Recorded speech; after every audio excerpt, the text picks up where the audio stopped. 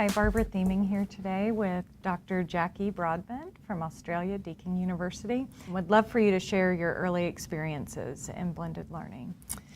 I think when you first start doing blended learning, you just really have to put yourself out there and just give everything a go, and it's all about kind of pressing a few buttons and kind of seeing what the student's reaction is to all the things that you're trying, and just not being too scared to kind of take what you have in a traditional setting and try and mix it up and transfer it to the online environment. Yeah.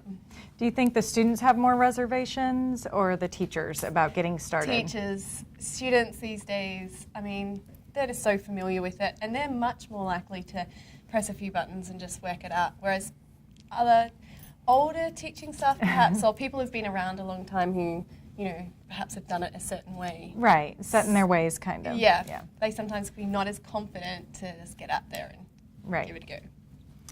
Do you feel that blended learning is better in certain types of classes or with certain types of students, or what has your experience been there? Has it worked better for you? Yeah, I think with blended learning, obviously the technology is so vital for blended learning, but I think we always have to just keep in mind the learning outcome that you're trying to achieve. And so if that can be done with technology or improved, then fantastic. But, you know, you don't want to use technology just for the sake of using it. And students, you know, pick up on it straight away that that's not relevant to them. Or so I think obviously some things are more easily kind of transferred to that blended learning experience.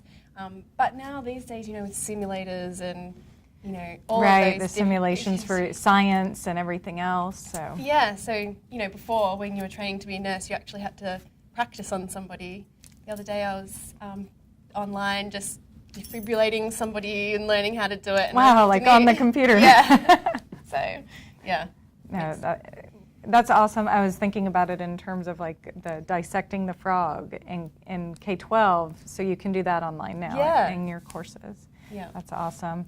Can you kind of explain how you're incorporating the Eportfolio in? Yeah, so we're using Eportfolio for assessment as well as, I guess, a modelling tool. So the students actually use presentation function, and they get to make all like different pretty borders and banners and embed videos, which is a lot of fun.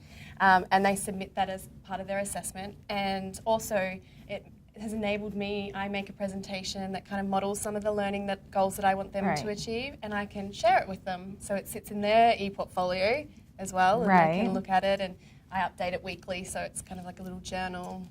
Do the students share with one another and collaborate around projects in there? So they share it. Like even today, I just had an email saying, can you tell me how to share my presentation, because I want other people to see what I'm doing, which is great, because it's when else would an assignment, would a student be walking around with their piece of paper saying, look at I this. just want to show other students my assignment. So. And then it also opens the door to that critical thinking and reflection and the opportunity to critique your work and have someone help you grow it. So yeah, that's awesome. I love Eportfolio. Me Probably too. One of my favorite tools.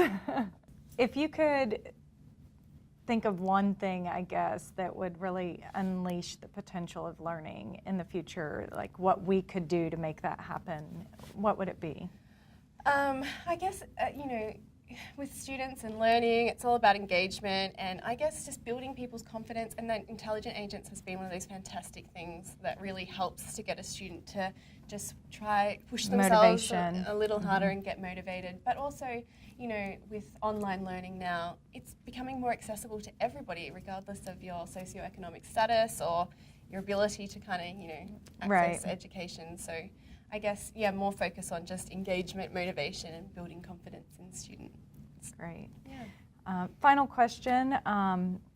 Where do you see blended learning, and not just blended learning, but just this whole online world of teaching and learning headed in the future? I guess I'm just excited about where we're at the moment, and how so many new things are coming out, and it's really hard to predict. Like I can't even tell you what the next product's going to be or what it will do, but isn't that so great? That, you know, it's a constantly evolving place, learning and teaching, and people are getting so much more into it these days and actually thinking about how do I engage my students. And so, yeah, I'm really excited about where this is all going. I really appreciate you talking with me today. Thank you.